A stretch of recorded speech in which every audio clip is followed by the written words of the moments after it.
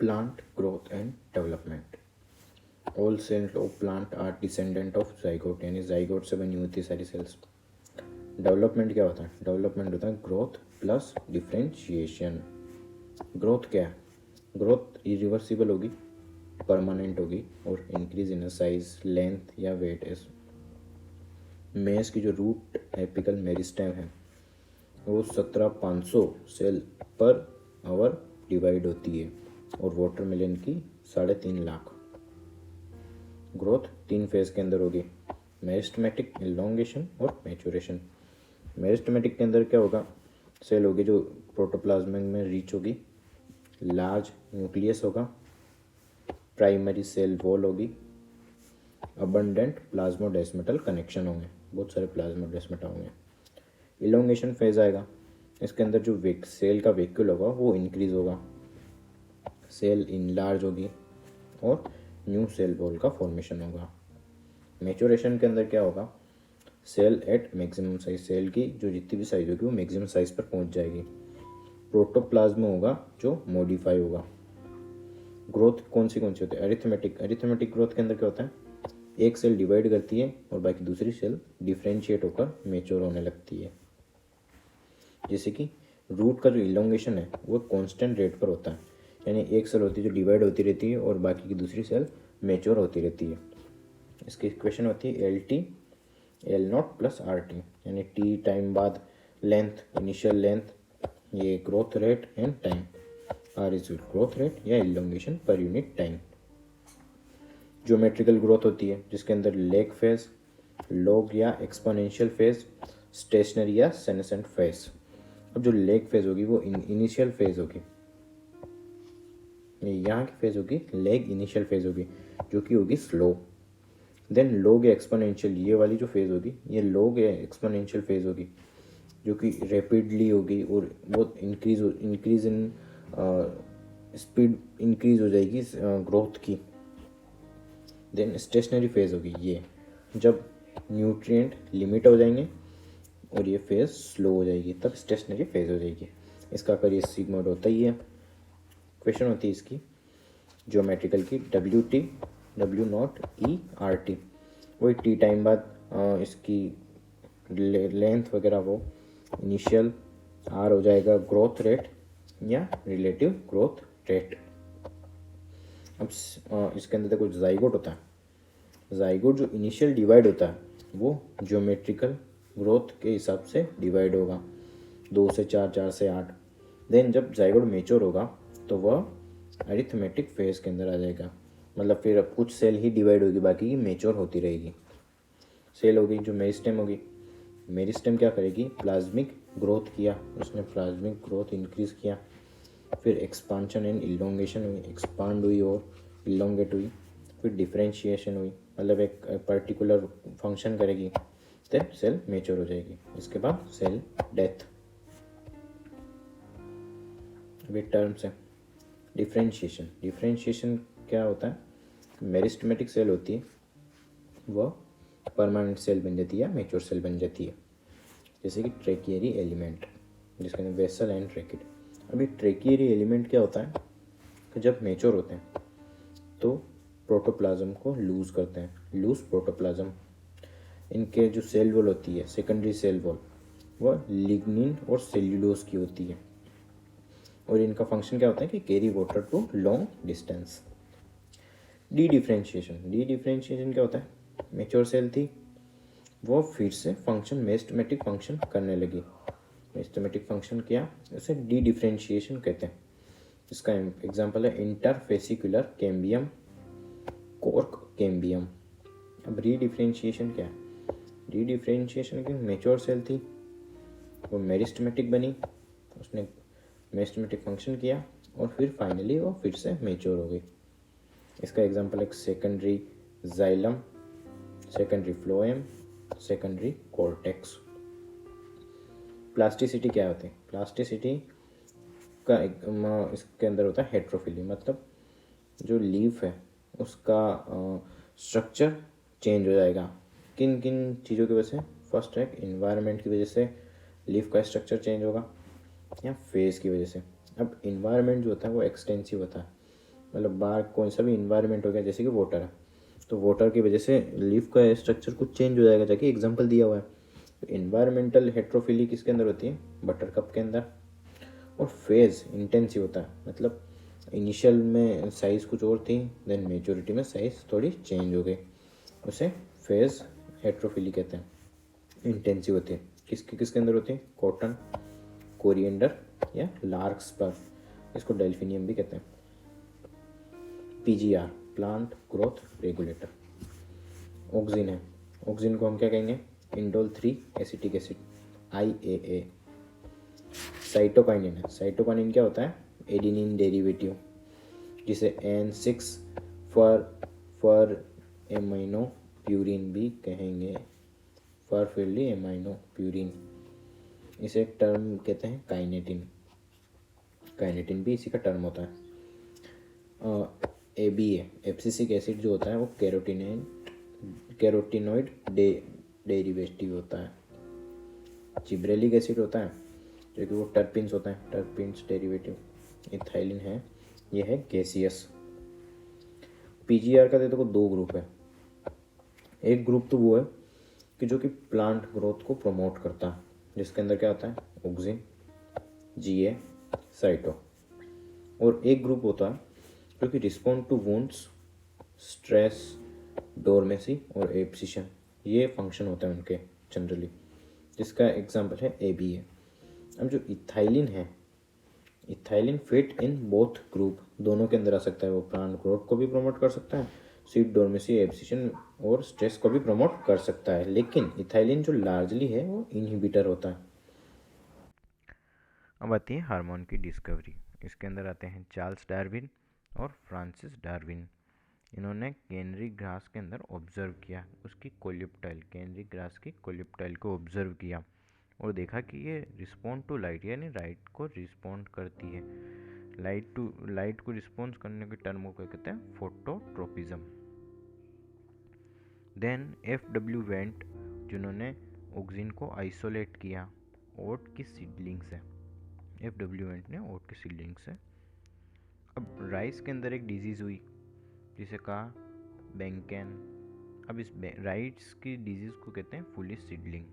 ये foolish seedling किससे होती है? फंगस होता है जिसे कहते हैं जिब्रेला फ्यूजिकोराई। तो ई कुरुसोवा ने इसे रिपोर्ट किया 1926 में, किसको? फुलिश सीडलिंग डिजीज़ को। देन F स्कूग एंड इसको वर्कर, उन्होंने क्या किया कि टोबैको की स्टेम केलस बनाया। केलस क्या होता है? कि मास ऑफ अनडिफरेंशिएट सेल। तो टोबैको स्टेम का केलस, उसमें ऑक्सिन मिक्स किया। अब उसके अंदर और कुछ मिक्स किया, वो था वेस्कुलर टिश्यू का एक्सट्रैक्ट या यीस्ट का एक्सट्रैक्ट या कोकोनट मिल्क या DNA। इन दोनों चीज़ों को मिक्स किया तो एक प्रोलिफरेशन आई, मतलब नंबर इंक्रीज हुआ। फिर मिलर ने जो 1955 में आइडेंटिफाई एंड क्रिस्टलाइज किसको? साइटोकाइनिन को, और उस टर्म दी काइनेटिन। एब्सिसिक एसिड, इसे अलग अलग जगह अलग अलग नाम से कहते थे, जैसे कि इनहिबिटर B, एब्सिशन सेकंड और डोरमीन। और ये सब था टाइम 1960 का। Then H.H. कजिन्स 1910 के अंदर इथाइलिन को इन्होंने डिस्कवर किया। अब आता है auxin. Auxin first isolated from human urine. देखो प्लांट के अंदर तो ओट सीडलिंग से हुआ था और ह्यूमन के अंदर यूरिन से। नेचुरल ऑक्सिन क्या होता है? IAA, इंडोल 3 एसिटिक एसिड या IBA, indole butyric acid. Synthetic auxin होते हैं NAA24D, naphthalene acetic acid. Auxin क्या करता है कि promote flowering in pineapple, prevent fruit and leaf drop at early stage, promote abscission of older and mature leaves in fruit। Apical dominance, मतलब apical dominance मतलब जैसे कि ये है स्टेम, इसकी एपिकल बर्ड है, तो अब ये ही इंक्रीज होते जा रही है, तो साइड की लेटरल ग्रोथ नहीं होगी। अब इस एपिकल बर्ड को हटा दें तो लेटरल ग्रोथ स्पीड से होने लगेगी। अब इस एपिकल बर्ड को हटाने को कहते हैं डीकैपिटेशन। डीकैपिटेशन मतलब removal of shoot tip and grow lateral bird. ये डीकैपिटेशन किसके अंदर करते हैं? जब टी प्लांटेशन होता है या हेजेस मेकिंग होता है उनके अंदर करते हैं, ताकि लेटरल की ब्रांचेस की ग्रोथ ज़्यादा हो। और ऑक्सिन की बात चल रही है, तो induce parthenocarpy in tomato. Herbicide होता है एक 2,4-D सिंथेटिक होता है, जो कि किल डाइकोट वीट और monocot. No effect on mature monocot. Monocot को कुछ नहीं होता है, सिर्फ डाइकोट वीट को ख़त्म करता है। तो वीड फ्री लॉन बनाने के लिए यूज़ भी होता है। ऑक्सिन जाइलम का डिफ्रेंशिएशन करता है और help in cell division, help करता है सेल डिवीजन को। जिब्रेलिक एसिड, तो Ga3 था वो फर्स्ट आइसोलेटेड यानी फर्स्ट डिस्कवर्ड। जिब्रेलिक एसिड क्या करता है कि increase length of grape stalk. तो ग्रेप की स्टॉक्स होती है उनको इंक्रीज करता है। इलोंगेट एप्पल, एप्पल की जो साइज़ को इलोंगेट करता है और उसका शेप प्रॉपर मेंटेन करता है। डिले इन सेनेसेंस, और क्या करता है कि एक्सटेंड मार्केट पीरियड। अब किसी भी फ्रूट को पेड़ से नहीं उतारना है तो क्या करते हैं कि जिब्रेलिक एसिड का स्प्रे कर देते हैं, ताकि वो ज़्यादा टाइम तक किसी पेड़ या प्लांट पर फ्रूट रह सके। Malting process, increase length of sugar cane. Early maturity, अगर इसको स्प्रे कर देंगे तो अर्ली मेच्योरिटी आ जाएगी किसके अंदर?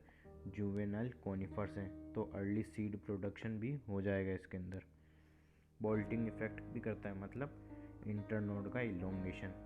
जिस बोल्टिंग इफेक्ट के एग्जांपल हैं beet, cabbage and rosette habit के plant, some rosette habit. Cytokinin, cytokinin discovered in herring का स्पर्म डीएनए, जिसे जब इस डिस्कवर्ड हुआ तो इसे टर्म दी काइनेटिन। काइनेटिन क्या होता है? मोडिफाइड एडिनिन होता है।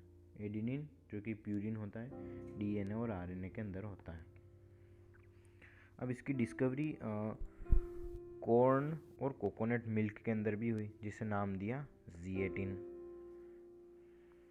अब ये साइटोकाइनिन होता है जो सिंथेसिस का होता है, मतलब वैसा रीजन जहाँ रैपिड सेल डिवीजन होता है वहाँ साइटोकाइनिन ज़्यादा सिंथेसिस होगा।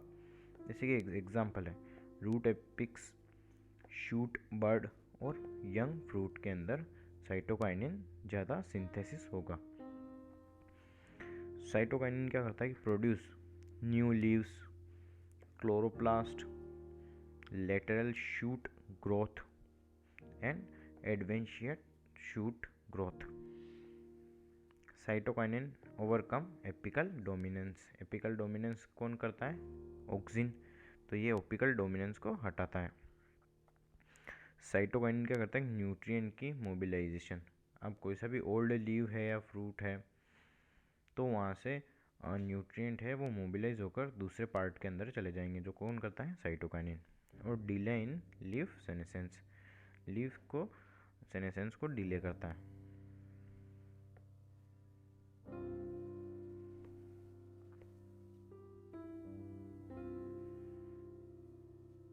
अब है इथाइलिन। इथाइलिन क्या करता है कि horizontal growth of seedlings, seedlings की जो हॉरिजॉन्टल ग्रोथ है उसको प्रमोट करता है। और स्वेलिंग ऑफ एक्सिस, सीडलिंग के जो एक्सिस को होता है उसको स्वेल भी करता है ये। और एपिकल हुक फॉर्मेशन, ये इम्पोर्टेंट है कि एपिकल हुक फॉर्मेशन इथाइलिन इन डाइकोट। प्रोमोट सेनेसेंस, सेनेसेंस को भी प्रमोट करता है, एब्सिशन को प्रमोट करता है। इनहेंस रेस्पिरेटरी रेट, अब जो पके हुए फ्रूट्स होते हैं, राइपन फ्रूट होते हैं, इसके अंदर रेस्पिरेशन रेट को इन्हेंस करेगा, जिस इन्हेंस रेस्पिरेटरी रेट को कहते हैं रेस्पिरेटरी कैलामिटिक। सीड की डोरमेंसी को ब्रेक करेगा ethylene. Peanut germination, sprouting in potato, ethylene. Rapid internode and petiole elongation in rice, rapid internode and petiole elongation in rice. Root growth, root hair formation, ethylene. Synchronizing fruit set in pineapple. अब synchronizing fruit set मतलब जो anther और gynoecium है उसका fruit set को एक ही time पर mature करेगा, वो कौन करेगा? इथाइलिन। लेकिन पाइनएप्पल के अंदर जो फ्लावरिंग करता है वो ऑक्सिन, और synchronising fruit set ethylene. Flowering in mango. In agriculture के अंदर जो इथाइलिन यूज़ होता है उसे कहते हैं इथेफॉन। इथेफॉन को पानी में मिक्स करके उनको दे देते हैं, तो ये क्या करता है कि प्लांट के अंदर जाएगा और रिलीज इथाइलिन स्लोली, इथाइलिन के रिलीज को स्लो करेगा। Promote female flowering in cucumber. Accelerate abscission in cotton, cherry और वॉलनट। एक्सेलरेट, इनके एब्सिशन को एक्सेलरेट कर देता है कॉटन, चेरी और वॉलनट के। Abscisic acid. Abscisic acid simply abscission करेगा।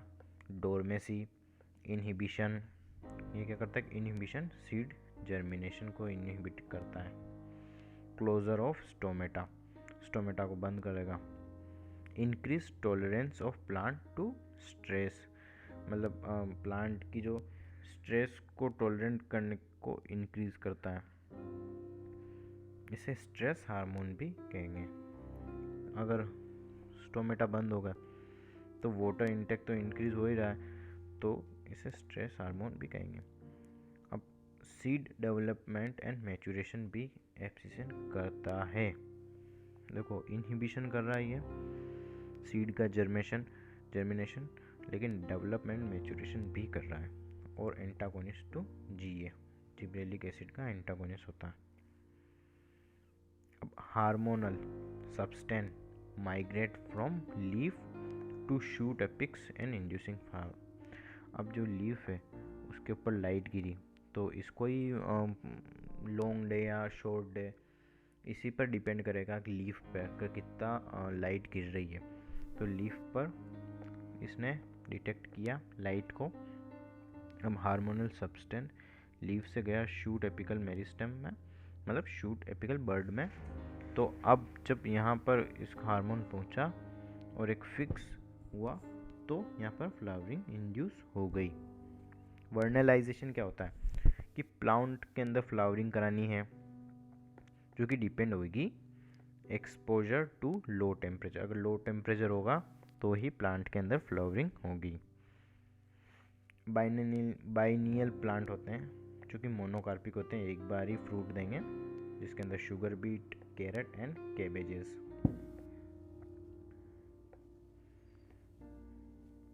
सीड डोरमेसी किसकी वजह से होती है? एब्सिसिक एसिड की वजह से, phenolic acid, para ascorbic acid या इमेच्योर एम्ब्रियो। 1, 2, 3, 4, इन चारों की वजह से सीड डोरमेसी में रहता। सीड डोरमेसी को हटाना है तो क्या करना है? उसको चिलिंग इफेक्ट करेंगे, यानी ठंडा करेंगे, या जिब्रेलिक एसिड से ट्रीट करेंगे, या नाइट्रेट से ट्रीट करेंगे।